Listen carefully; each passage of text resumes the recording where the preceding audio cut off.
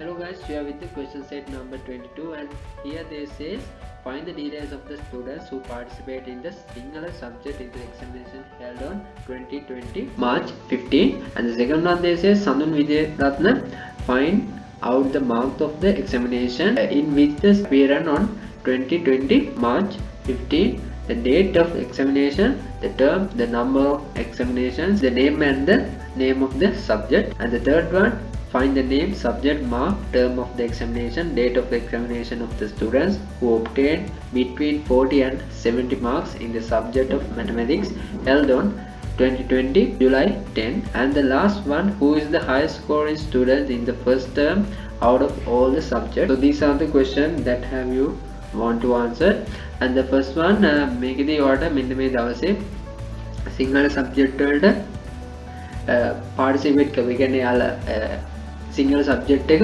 ලියපු ඒ එක්සෑම් එකට ෆේස් කරපු අයගේ සම්පූර්ණ ඩීටේල්ස් ටික හොයලා දෙන්න කියලා තමයි මෙතනදී කියන්නේ. මෙතනදී මේ සඳුන් විජයරත්න කියන කෙනා මෙන්න මේ දවසේ කියන්නේ එක්සැමිනේෂන් වල මාක්ස් එතකොට මෙන්න මේ ඩීටේල්ස් ඇතුළු මේ කියන්නේ මේ date of the examination, the term ඒ ඔක්කොම ටික ඇතුළත් ඒ ඩීටේල්ස් ටික හොයලා දෙන්න කියලා කියනවා. ඒ වගේම මෙන්න මේ name එක ඒ වගේම subject එකේ name එකත් ඕනේ කියලා එතනදී යාලා කියලා තියෙනවා.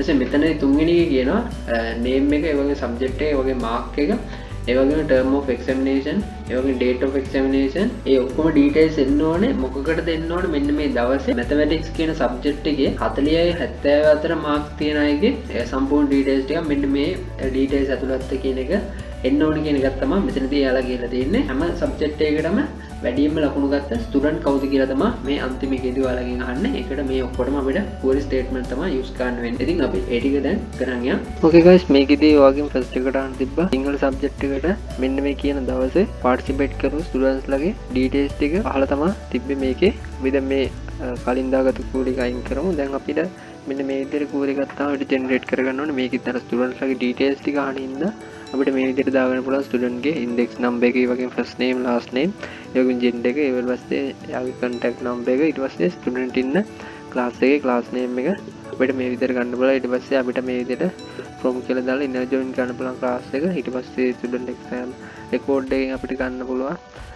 ඊට පස්සේ ආයි subject එක, ඊට පස්සේ exam term කියන එක ඒ ටික අපිට වෙන වෙනම මේ විදිහට අරගෙන එතකොට යාලා තිබ්බා subject එක, subject name එක දීලා තිබ්බා Sinhala language and literature කියන එක. ඒක අපිට දාගන්න පුළුවන්. ඊට පස්සේ exam term එක ඒකට අපිට term එකක් නෙමෙයි අපි දෙන්නේ. එතකොට අපි ඒක exam date එකක් තමයි යාලා තිබ්බේ. මෙන්න මේ date එක අපි දාගන්නවා. එතකොට දැන් අපි මේක execute කරගත්තම මේ විදිහට අපිට එනවා. එතකොට මේ class name එක තමයි අපිට මේ විදිහට එන්නේ. එතකොට අපිට ඒක ඕන වෙනස් කරන්න පුළුවන්. මෙන්න මෙතනින් අපිට ඒක අපි student එකෙන් දීලා තියෙන්නේ මේක අපි class කරලා දුන්නම ඒකෙදී අපිට class එක වෙනම ගන්න පුළුවන්. ඒක දැන් අපි execute කරගත්තොත් ඔන්න ඔයාලට මේ විදිහට class එකේ name එක ඇතුළේ යාලා ඉන්න class එක මොකක්ද කියන එක අපිට වෙන වෙනම ගන්න පුළුවන්. එහෙම දුන්නාට පස්සේ අපිට අවශ්‍ය එක filter කරලා ගන්න පුළුවන්. අපිට අවශ්‍ය ටික මෙන්න මේ ටික කියන එක මෙන්න මේ ටික නැතුව අපිට all දුන්නා මේක ඔක්කොම details ටික එනවා. ඒත් අපිට ඕන මෙන්න මේ ටික විතරයි යාලගේ details ටික විතරයි. එතකොට අපි මේ ටික වෙන වෙනම මේ විදිහට ගන්න පුළුවන්. එතන මේක තමයි first එකේ answer එක වෙන්නේ.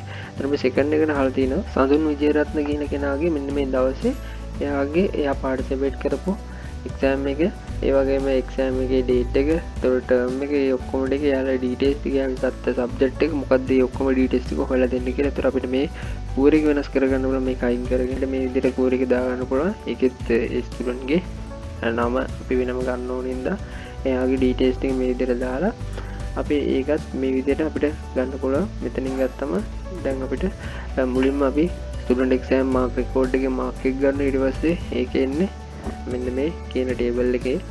ඊට පස්සේ අපි ඒකට inner join එකක් දාගන්න student එක. ඊට පස්සේ ඒකේ index no එක ගන්නවා. ඊට පස්සේ ආයෙ inner join කරනවා class එක. ඊට පස්සේ student ගේ class name එක. එතකොට ඒක මෙන්න මේ class එකේ class ID එකෙන් තමයි දෙන්නේ. ඊට පස්සේ ආයෙ inner join කරනවා subject එක. ඊට පස්සේ ආයෙ inner join කරන exam term එක. ඊට පස්සේ අන්තිමට එයාලා දීලා තියෙන condition එක where එකෙන් දාලා දෙනවා. මෙන්න මේ exam date එක මෙන්න මෙතන. ඊට පස්සේ student ගේ first name එක සඳුන්, ඊට පස්සේ එයාගේ last name එක විජයරත්න කියන එක. මොකද මේකෙදී අපිට සඳුන් කියන එක විතරක් දෙන්න පුළුවන්. මේකේ සඳුන් ලයික් කෙනෙක් ඉන්නේ ඉඳලා ගොඩක් details තියෙනවා නම් මෙන්න මේකම නම. ඒකින්ද තමයි අපි මේ last name එකත් use කරන්නේ. එයාගේ ඉතුරු නම. ඒකට දැන් අපි මේක execute කරගත්තම ඔයාලට පේනවා මෙන්න මේ විදිහට එයාගේ ඔක්කොම details ටික එනවා. එතකොට යාගේ ජෙන්ඩර් එක, contact number එක, class name එක, subject name එක, මොනවා subject ඒ වගේ marks ටික වෙන වෙනම ඒකෙදී එනවා එන්නේ දවසේ යා පාටිසිපේට් කරපු. ඒක තමයි සෙකන්ඩ් එකේ ආන්සර් එක වෙන්නේ. එතකොට අපි දැන් තර්ඩ් එක බැලුවොත් තර්ඩ් එකේදී අහලා තිනවා ලකුණු 40 70 අතර මාක්ස් ගත්ත මොකද සබ්ජෙක්ට් එක මැතමැටික්ස් දවස මෙන්න මේ දවස කියලා දීලා තිනවා අපිට දවසක්. එතකොට ඒකේ යාළගේ ඒ ගත්ත ඒ අතර ලකුණු ගත්ත ස්ටුඩන්ට්ස් ලගේ නේම් එක, සබ්ජෙක්ට් එක, marks, term of examination, date එක ඔෆ් එක්සැමිනේෂන් ඉන්නේ ඩීටේල්ස් ටික හොයලා දෙන්න කියලා තමයි කියන්නේ. එතකොට අපිට මේ කූර් එක වෙනස් කරගන්න පුළුවන්. මේ විදිහට අපි වෙනස් කරගත්තම මේකෙදී අපි select all කියලා දෙනවා. මෙතන ස්ටුඩන්ට් එක්සෑම් මාක් රෙකෝඩ් එකේ ඊට පස්සේ අපි ඉන්න ජොයින් කරගන්න ස්ටුඩන්ට් එක අර කලින් විදිහට අපිට ඕන ටේබල්ස් ටික විතරක් මෙන්න මෙතනට අපි දාගන්නවා. ස්ටුඩන්ට් එක දාගන්නවා. ඊට පස්සේ ක්ලාස් එක දීලා තියෙනවා. ඊට පස්සේ සබ්ජෙක්ට් එක, ඊට පස්සේ එක්සෑම් ටර්ම් එක. ඊට පස්සේ මෙන්න මේ ව්‍යා එකෙන් අපි දෙනවා එයාලා දෙන කන්ඩිෂන් එක. මෙන්න මේක තමයි එයා දෙන කන්ඩිෂන් එක. මොකද්ද දෙන කන්ඩිෂන් එක? එක්සෑම් ඩේට් එක වෙන්න ඕනේ මෙන්න මේ දවසේ. ඊට සබ්ජෙක්ට් එකේ සබ්ජෙක්ට් නේම් එක වෙන්න ඕනේ මෙන්න මේ මැතමැටික්ස් කියන එක. ඊට පස්සේ අපි එයාලා ආය කන්ඩිෂන් එකක් දෙනවා ලකුණු 40 70 අතර වෙන්න ඕනේ කියලා. ඒක අපි ආය ඇන්ඩ් එකක් දීලා අපි ඒකත් දාගන්නවා. ස්ටුඩන්ට් එක්සෑම් මාක් රෙකෝඩ් එකේ මාක් වල තමයි ඒක තියෙන්නේ. එතකොට ඒක බිට්වීන් කියලා අපි යූස් කරනවා. ඊට පස්සේ 40 දානවා. ඊට පස්සේ ඇන්ඩ් එකක් යූස් කරලා 70 දානවා. ඒ විදිහට තමයි අපි මේක ගන්න. එතකොට අර කලින් විදිහට අපි ඉන්න ජොයින් කරලා අපි අර ඔන් එකක් යූස් කරන මෙන්න මේ ඔන් කීවර්ඩ් එක මේ තුනේම අපි යූස් කරලා තියෙනවා. ඊට පස්සේ ක්ලාස් එක ඊට පස්සේ අපි ආය ගන්නවා මෙන්න මේ මාක් එකේ මාක් රෙකෝඩ් එකේ ඊට පස්සේ සබ්ජෙක්ට් එක ගන්නවා. ඒ ටික වෙන වෙනම ටර්ම් එක අපි ඒ ටික අරගෙන තිනවා. ඊට පස්සේ අපි ඒක එක්සිකියුට් කරගත්තම ඔයාලට මෙන්න මේ විදිහට ඩීටේල්ස් ටිකක් view වෙනවා. එතකොට මේ එක්සෑම් ඩේට් එක, එක්සෑම් ටර්ම් එක, ටර්ම් ID එක, එතකොට මේ ඔක්කොම ටික මෙන්න මේ විදිහට view කරගන්න පුළුවන්. ඔයාලට ඕන නැත්තම් මේ ටික ඔයාලට අයින් කරලා දාන්න පුළුවන්. මොකද අපි සිට කෝල් එකක් දාලා තියෙන ඉඳලා මේකෙදී අහන ටික විතරක් ඕන අපිට ආයෙ වෙනම ගන්න පුළුවන්. සබ්ජෙක්ට් එක, මාක් එක. එතකොට මේකේදී අපි ගත්තම මෙන්න මෙතනින් ඔයාලට පේනවා සබ්ජෙක්ට් එක, සබ්ජෙක්ට් නේම් එක තියෙනවා, ටර්ම් නේම් එක තියෙනවා. එතකොට ඒ ටික වෙන වෙනවා අපිට මේ මෙතනින් ෆිල්ටර් කරගන්න පුළුවන් ඒ ටික.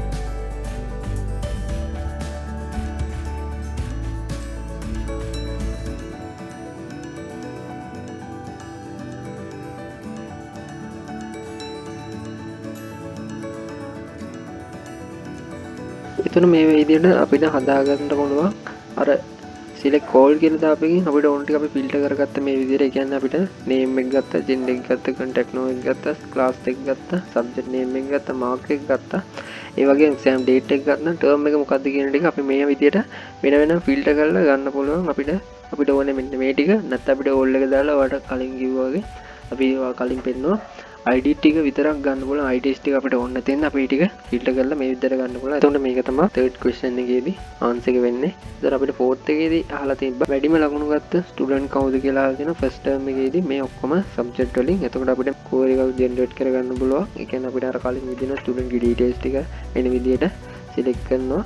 අපි ඒ ටික ඊට පස්සේ අපි ඉන join කරනවා class එක.